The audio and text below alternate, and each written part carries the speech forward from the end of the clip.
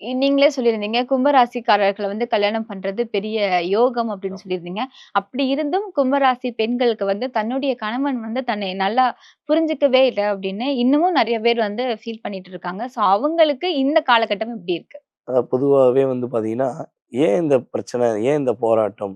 இவங்க ரியலா இருக்காங்க. இவங்க வந்து தன்னுடைய கணவனுக்காக தன்னுடைய வாழ்க்கைய தியாகம் செஞ்சுட்டு, தன்னுடைய உறவுகள் அனைத்தையுமே விட்டுக் குடுத்துட்டு, மேக்ஸிமம் பெண்கள் அனைவருமே, எல்லா ராசி பெண்களுமே எல்லா உறவையும் விட்டுக் குடுத்துட்டு தான் கணவர்ங்கிற ஒரே ஒரு உறவுக்காக தன்னுடைய உறவுகளை விட்டுக் குடுத்துட்டு வராங்க.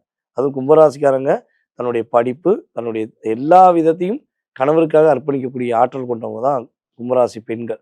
ஸோ அப்படிப்பட்ட பெண்களுக்கு வந்து பார்த்தீங்கன்னா, கிட்டத்தட்ட இப்ப, அதாவது கிட்டத்தட்ட ஒரு 60% நம்ம சொல்ல எல்லாரையும் சொல்ல முடியாது. ஒரு 60% பெண்களுக்கு வந்து பார்த்தீங்கன்னா, அதிகமான பாதிப்பு. கணவர் குடும்பத்தாலும், அதேபோல புரிஞ்சு கொள்ள முடியாத கணவர்னாலும் நெறைய பிரச்சனைய சந்திக்காங்க. அந்த அழுத்தம் விலகப் போகுது. அதுவும் வந்து பார்த்தீங்கன்னா, இந்த பிரச்சனைய சந்திக்கிற லிஸ்ட்ல யார் யாரெல்லாம் காதல் திருமணம் முடிச்சிருந்தாங்களோ, அவங்க தான் அதில அதிகமா வராங்க. நான் கும்பராசி அன்பர்கள திரும்ப திரும்ப சொல்லிக்கிட்டு இருக்கிறது என்னன்னா, காதல் திருமணம் முடிப்பதாக இருந்தால், தயவு செய்து முழுமையாக நம்பி முடிக்கிறதுல கொஞ்சம் கவனம் செலுத்துங்க. சுய ஜாதகத்த செக் பண்ணிக்கோங்க. ஏன்னா, உங்களுக்கு காதல் வந்து ஈஸியா கேட்ச் ஆகும். கும்பராசிக்கு வந்து பார்த்தீங்கன்னா, காதல்ங்கிறது உடனே ஒட்டிக்கொள்ளக்கூடிய ஒரு அற்புதமான விஷயம். ஆனா, அது காதல்ல இருக்கிற வரையும் தான். அது கல்யாணத்தில போய் நின்றுச்சு அப்டின்னா, அதுக்கப்புறம் தான் அவங்க ரியாலிட்டியவே உணர்றாங்க.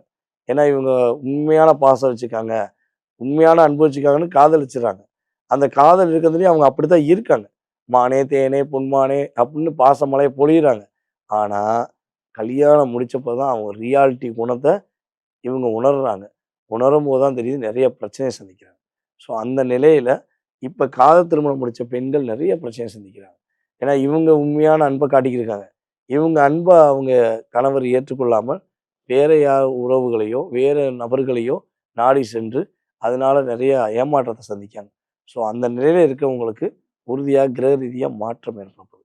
இவங்க கணவர் இவங்ககிட்ட உண்மையான அன்ப காட்டி, இவங்களுடைய உண்மையான அன்ப புரிஞ்சுகிட்டு, இவங்க கூட வாழக்கூடிய பாக்கியம், செயல்பாடுகள் இனிமேல் உண்டு அப்படிங்கிறத தெளிவா சொல்லலாம். பயப்பட தேவ